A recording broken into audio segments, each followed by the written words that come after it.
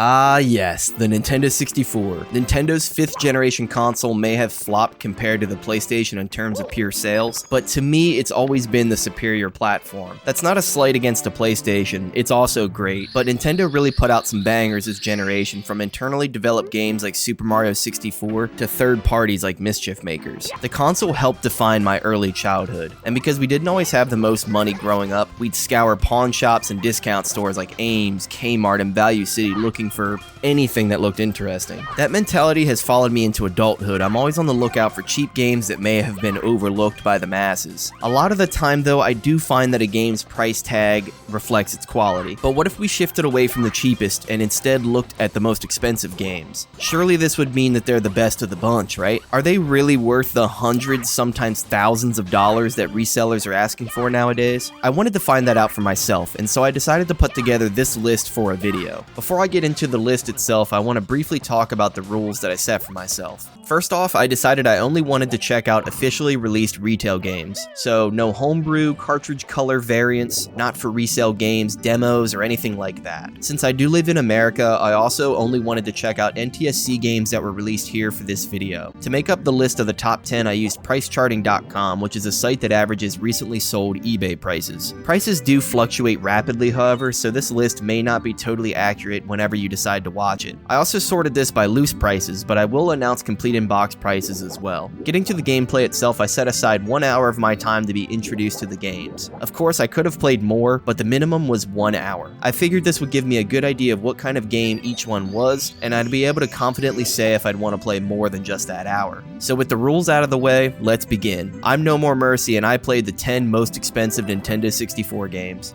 Number 10, Castlevania Legacy of Darkness. Loose, $115. Complete in box, $370. This game was pretty neat. It's a sequel to the previously released Castlevania 64, but acts as both a prequel and a remake. Let me explain. So the original came out in January of 1999 and featured 2 playable characters, Reinhardt and Carrie. Legacy of Darkness, however, released in December of 1999, featured both of those characters in addition to 2 new characters. The game also has different level designs, higher resolution textures, and more enemy types. Getting to the game itself, for me, it didn't stray too far away from the original. I had played the first game as a kid, and so I knew what I was getting myself into. The game looks good for the Nintendo 64, especially in regard to the cinematic boss fights. In between fights, you'll be tasked with solving puzzles and dodging environmental hazards, which were a pain in the ass, but kept me hooked. I don't know what it is about these older games, but something about trying over and over again is addictive. The trial and error of mastering the timing of your jumps and the placement of your character hooks me. I enjoyed the music and the overall atmosphere of the game too. It's certainly a highlight. I noticed some reused music from the original, but thankfully those songs are badass. Just listen to this small clip of me fighting this giant skeleton.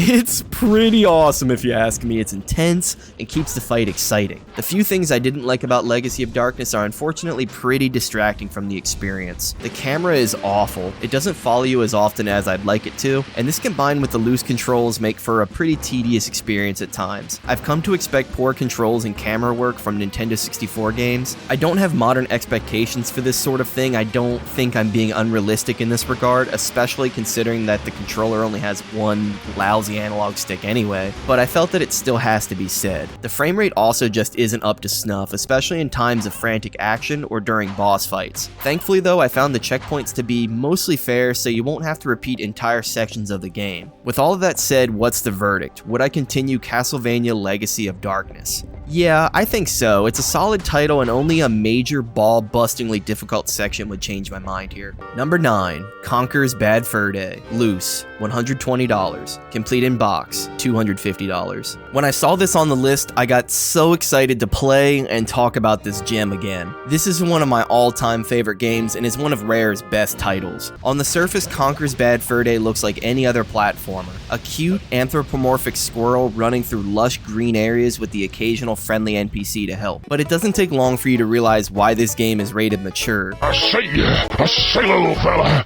you better get this fat-ass bitch off from my back pronto. What makes this even funnier to me is that Conker was this cute, innocent character. He even appeared in Diddy Kong Racing as a playable character, and Rare has gone and turned him into this pill-popping drunkard. The game is a fairly standard third-person platformer with third-person shooter sections later on, where you're able to jump, glide, and hit things with your frying pan. You'll be helping a variety of NPCs in ridiculous scenarios, like feeding a mouse cheese until he explodes into a gory mess, or finding a queen bee's beehive only for her to use said beehive to massacre a bunch of hornets with it. It's hilarious throughout, with toilet humor, slapstick, and pop culture references everywhere. The game looks great and runs alright, with a camera that I rarely had to fight with. Is there anything I don't like about Conker's Bad Fur Day? Well, yeah, even though performance is mostly playable, it slows to a crawl when you're in water. I also didn't like how if I lost a life there were no checkpoints. For example, if I slipped off a ledge and I had collected 5 of the 6 collectibles in an area to progress, I'd have to collect them all again from scratch. That, combined with unskippable cutscenes, can get a bit frustrating with time, especially if you're at a point where you're struggling. With all of that said though, what's the verdict? Would I continue Conker's Bad Fur Day? Hell yeah, I would. I found myself going way beyond that first hour. I actually had to stop myself so I could go on to something else for this video. I think it's one of the best games, not just on the N64, but of all time. Seriously, you gotta play this one. Number 8, Duck Dodgers starring Daffy Duck. Loose, $130. Complete in box, $382. Oh, I was excited to check this game out. Duck Dodgers is such an underrated show. It stars a cast of classic Looney Tunes characters set in a futuristic setting, where the title character Daffy Duck and his young cadet Porky Pig butt heads with the Martian Empire. It's full of slapstick comedy you come to expect watching any other Looney Tunes show, combined with excellent voice acting and expressive animation. The series is 20 years old now, but it still looks modern. Unfortunately though, I cannot say the same for the game, Duck Dodgers starring Daffy Duck. It certainly shows its age with poor frame rates, questionable controls, and a very twitchy camera. It's a 3D platformer where you'll be collecting certain items to progress to the next area, where you'll continue this process, I would imagine, until the end of the game. There's nothing inherently wrong with these types of games, but the PS1 and N64 had plenty of these, and it certainly is hard to stand against some of those bigger titles. Duck Dodgers thankfully has fully voice-acted cutscenes, which are just as crazy and expressive as the show. They're genuinely funny and well animated, which in my experience is pretty uncommon with games from this era. The gameplay itself is hit or miss, like with the problems I briefly stated earlier, but when you get over this initial shock and really dive in, it's a competent platformer. The one part of my playthrough that had me scratching my head was right here with these rockets. You have to boost across these large canyons onto the platforms across the map. I thought for sure I had to just blast straight across this, but I kept running out before I made my leap, so I started hooking left and right until I finally made the jump. You'll be making a bunch of blind jumps as well, since the camera doesn't always follow you as tightly as I feel that it should. There's a bit of trial and error here. You will get frustrated, and if that's not something you're willing to accept, I don't think I can recommend this one. With all of that said, what's the verdict? Would I continue Duck Dodgers starring Daffy Duck? Maybe. I'm gonna say maybe. I'm not ruling it out entirely. I don't think it's a bad game, but I also don't think it's going to be a good one either. I think if you really love platformers from this era, it's worth checking out, but me personally, I don't think I'll be going back to it anytime soon. Number 7, Transformers Beast Wars Transmetals. Loose, $135. Complete in box, $1,000. Okay, so I'm not sure where to begin with this one. I'm somewhat familiar with Transformers as a property, but not the Beast Wars sequel that this game is a tie-in for. I had seen it on TV as a kid, but I was never really into it, if that makes sense. I more so want to talk about the game itself, and boy do I have a lot to say. This is truly one of the worst games on this list, and it was a chore to get through. It's a fairly standard fighting game. You have 8 playable characters, each with their own move list and specials. The most important thing in a video game, to me, is the gameplay. You want it to feel responsive, satisfying. You want there to be a learning curve that slowly pulls you in as you put more time into it and learn the game's mechanics. Beast Wars Transformers Transmetals accomplishes none of this, throwing you right into the fire with little explanation. The controls when moving are loose and difficult to manage, but when trying to close the gap and attack my opponent, I found the character stiff and unresponsive. The core part of a fighting game, the actual fighting, is poor. There were segments where my opponent would aimlessly mostly fly around in circles, so I found the easiest way to combat this was to just fly in circles with them and spam homing missiles. It's a Transformers game, so where's the transforming? Well, this is Transmetals' big gimmick. You start off in robot mode, which is the strongest, but your time as a robot is limited, and so when this bar up here hits 0, it forces you to transform into vehicle or beast mode. You're extremely quick in vehicle mode, but you don't do a ton of damage. Beast mode I just found terrible all around. With the way the controls are, it wasn't worth just standing around as a beast and leaving yourself open to all those attacks. Like I stated earlier, fights would just devolve into us both being in vehicle mode, circling around the map and shooting rockets at each other. The best part of playing the fighting mode though, this right here. I, Megatron, have triumphed. Yes, yes, yes. Yes, played after almost every fight and had us dying on Discord. It's just a small, stupid addition to this terrible game, but god, it made this tolerable.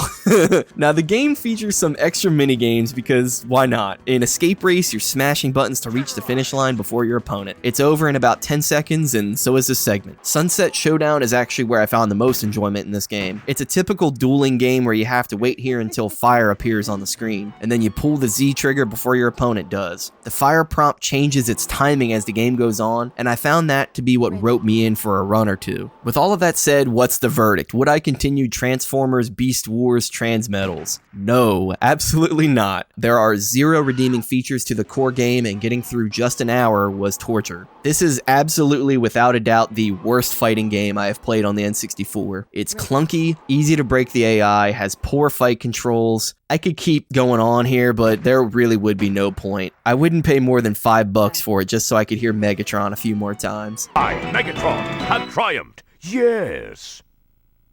Number 6, PGA European Tour, loose, $150, complete in box, $210. It's pretty rare to see a sports game make the list of most expensive video games. Usually these are relegated to the bargain bins at GameStop or your local mom and pop store. But some way, somehow, PGA European Tour has found its way into the top 10. It's a bit of a bizarre title, releasing here in the States but only following the European side of golfing. I won't lie, I don't really know anything about the nuances of the game of golf itself, the organizations that run these tournaments, or any of the competitors beyond Arnold Palmer and Tiger Woods. I just know you have to hit the ball with the club into the hole in the least amount of hits. For me, I struggled to play this one competently. It's not that I've never played a golf game before, but the lower resolution of the game made it difficult to know exactly where the hole was in relation to my swing. There was quite a bit of guesswork on my end, and I never quite figured out how to go under par. Putting, however, was fairly easy, as they just flat out give you a guide telling you the trajectory of your putt. I don't know, man, this game was boring and badly needed something to liven it up. With all of that said, what's the verdict? Would I continue PGA European Tour?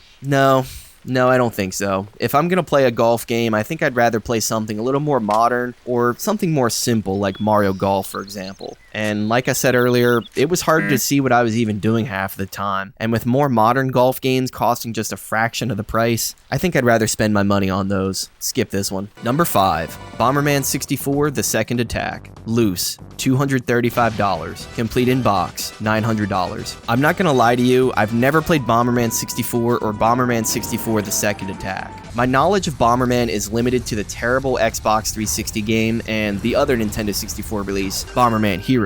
Bomberman Hero is awesome. It's got a great soundtrack and a wonderful combat loop, but it doesn't really have anything in common with a traditional Bomberman game, instead opting for a 3D platformer where bombs are simply your weapon of choice. What I like about Bomberman 64 The Second Attack is that it's more of a puzzle game with combat. It incorporates the traditional Bomberman gameplay loop of placing bombs and trapping your opponents in poor positions. Except this time around, instead of head-to-head competition against your friends, you're progressing from screen to screen, with an overarching story that binds everything together. I actually love this, and I can't believe it took this video for me to finally get around to playing these games. At first, you can only place one bomb at a time and kick it into position. As you progress, you find pickups that allow you to place more bombs, increase the explosive radius of said bombs, and give you other abilities, like throwing bombs, for example. You also have a sidekick that follows you around and assists in combat by stunning enemies long enough enough for your blast to damage them. I really liked the puzzle aspect of the game. It wasn't as straightforward as I'm used to, and I liked that a lot. Since I haven't played the first one, I can't really comment on the story, but it does seem to be a direct sequel to it. I can't confirm, please feel free to correct me in the comments on that one if you do know. With all of that said, what's the verdict? Would I continue Bomberman 64 The Second Attack? Yeah, I would. Absolutely I would, but I would play it after playing Bomberman 64 first. I love the puzzle combat. The fact that you have to maneuver around the map and strategically place bombs to knock out your enemies is both interesting and addictive. I can only imagine what sort of creativity the later game brings when you have a better grasp of the game's mechanics and it opens up a bit more.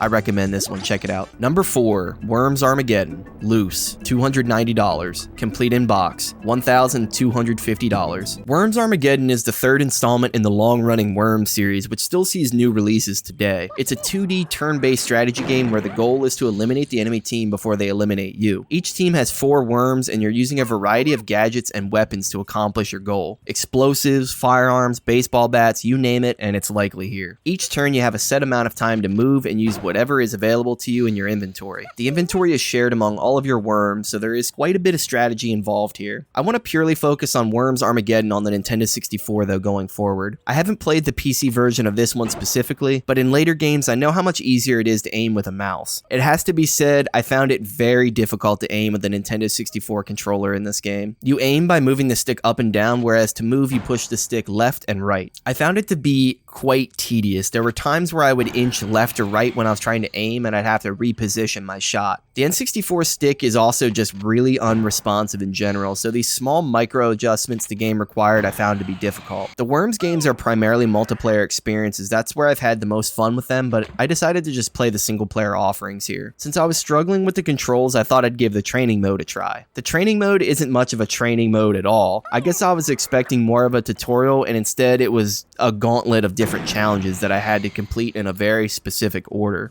I couldn't just go in and focus on my grenade throwing skills, for example. So once I realized this, I tried to check out the mission mode, which I'm assuming is a series of scenarios that you have to complete. Well, unfortunately, this mode is locked until you complete the training mode. Yeah, really frustrating and annoying. I decided to just play Deathmatch, where I created my team of the Seinfeld cast and took them into different combat scenarios. The thing is, I got my shit pushed in by the AI. These guys are ruthless. They have pinpoint accurate grenade throws, and it got to the point where anytime I actually hit a target, I was excited and ecstatic. With all of that said, what's the verdict? Would I continue Worms Armageddon? Yeah, but not on the Nintendo 64. The controls completely derail any sort of steam this game might have had. Looking at it through a modern lens, it's tough because the core gameplay is still there, it's solid. It's just that the controls really drag it down, and especially with readily available sequels and remasters of the series on modern platforms, I won't be revisiting this one. Number 3, Stunt Racer 64, loose, $370, complete in box,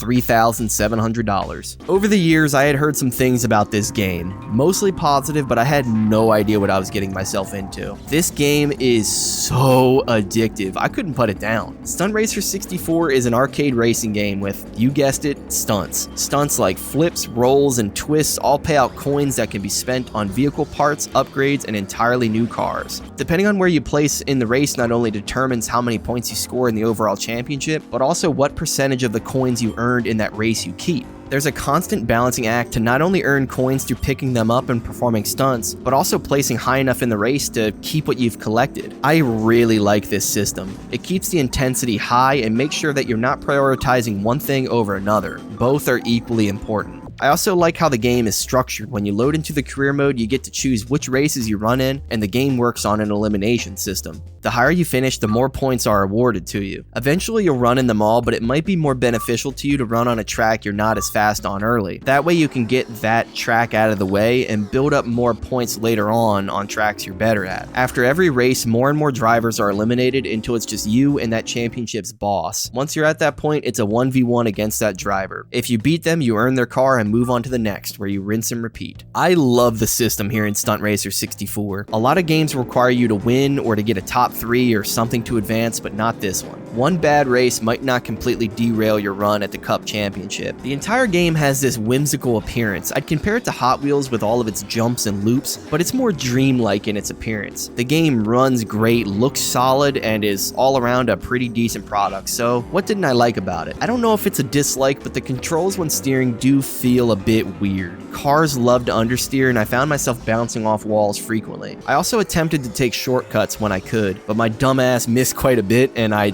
sent my car into a tumble that cracked me up. Not really a negative against the game, just more so against my horrible driving. With all of that said, what's the verdict? Would I continue Stunt Racer 64? Yes. So much so that I'm considering doing a full-length video on it, so make sure you're subscribed to the channel if you'd like to see that. I had a blast playing this, and this was one of the games I played for almost double the amount of time that I allotted to it. It's absolutely fantastic, and I'm stoked to dive into it again. As we get into these more expensive games, it gets harder and harder for me to recommend any of them, regardless of quality, but this game really was a blast, and I have to say, this is my personal holy grail. If I could find this game for even half that price, I might just pull the trigger on it. It's that good. Seriously, play this one. Number 2, Super Bowling, loose, $625, complete in box, $2,200. Wow, a second sports title on a most expensive list. Can you believe that? Would you believe me if I told you this game was absolutely terrible too? Because it is. When it comes to bowling, I can't say that I've wanted to play it in a video game. I feel that it's already a pretty accessible game to play in person at your local bowling alley. I just don't think it translates all that well to video games outside of maybe the Wii and VR. This game is truly no exception to that rule. First off, I hate the way the game has you line up your shot. In other bowling games, you simply choose where to begin your approach, then change power and ball spin levels as your character plays out its animation of bowling. But of course, Super Bowling isn't like this. Oh no, in this one, you not only have to pick where you're going to stand, but also the angle in which you're going to aim your ball. Even though this game is 3D, you don't get the over-the-shoulder camera that you desperately need. I gutter balled so many times, and don't even get me started on how the ball spin mechanic works, because again, I guttered everything. It's so sensitive to any sort of input, I felt like I was unable to make any sort of micro adjustments. In other games I've played, if you make a small mistake on your initial placement, you can maybe apply a little more ball spin to compensate, but that just isn't the case in Super Bowling. The game features some mini games as well, such as a golf mode. It's not really golf like it implies. Instead, you're expected to knock down a certain layout of pins and a certain number of bowls. Like I said, since the core bowling mechanic felt so poor, this mode was even more difficult than just standard bowling. With all of that said, what's the verdict? Would I continue Super Bowling? Nope. Just like with PGA European Tour, if I'm gonna play a bowling game, I'd rather play something more modern or more arcade-like. So yeah, I can't recommend this one. Skip it. Number 1, ClayFighter Sculptor's Cut, loose, $1,000. Complete in box, $4,400. We're finally here, the most expensive game on the Nintendo 64, ClayFighter Sculptor's Cut. Sculptor's Cut is an enhanced version of the previously released ClayFighter 63 1/3. The biggest enhancements include 4 new characters, a new combo system, new voice clips for some characters, and new claytalities. Smaller additions were new menus and interfaces, a new intro sequence with its own new song, and other smaller enhancements like tweaked combos and supers. Unfortunately though, even with all of the enhancements, the game is still awful. The controls are stiff, the visuals are poor, and character designs are either generic or just in really bad taste. For example, the character Kung Pao is a buck-toothed Asian man in a gi who swings a walk around and stabs you with chopsticks. Yeah, I'm not going to touch that one any further, but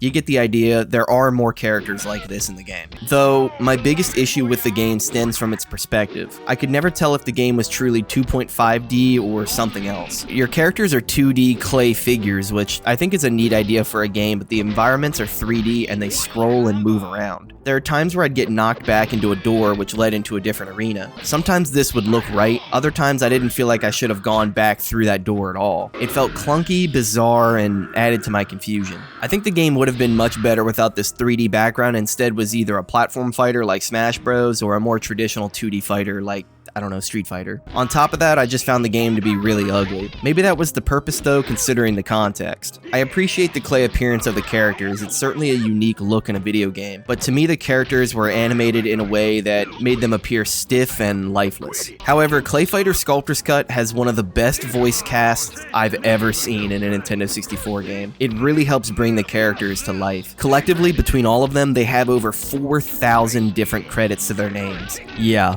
It is a stacked cast, and even though their voice lines are little more than just a one-liner here and there, they're by far the best part of this game. I had a lot of fun just trying to figure out who was who, even though I'm terrible with names. There isn't much else positive to take away from ClayFighter Sculptor's Cut though. I guess the theme song was kind of catchy when you boot the game up, and Earthworm Jim is a playable character, so I mean, I guess that's cool, right? But with all that said, what's the verdict? Would I continue ClayFighter Sculptor's Cut? No, definitely not. There's really nothing here that other fighting games don't already offer. I understand that the game is trying to parody not only other fighting games, but also pop culture, but to me it has to stand on its own merits as well, and ClayFighter just doesn't even come close to being a decent product. It's not the worst game on this list, but it's close. Just skip this one. And there you have it, the top 10 most expensive games on the Nintendo 64. Earlier on in the video I posed a question, are expensive games really worth the hundreds of dollars that resellers are asking for nowadays?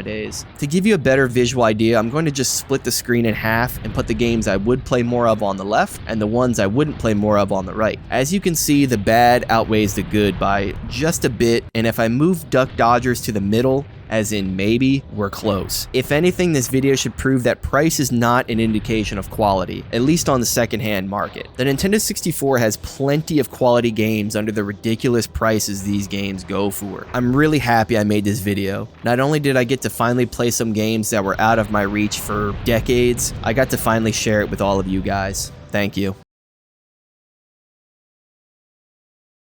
Thank you again so much for watching. This video was a huge undertaking, and I underestimated how much time I would need to script for it. I also decided to do this around the time God of War Ragnarok dropped, so that's my own stupidity.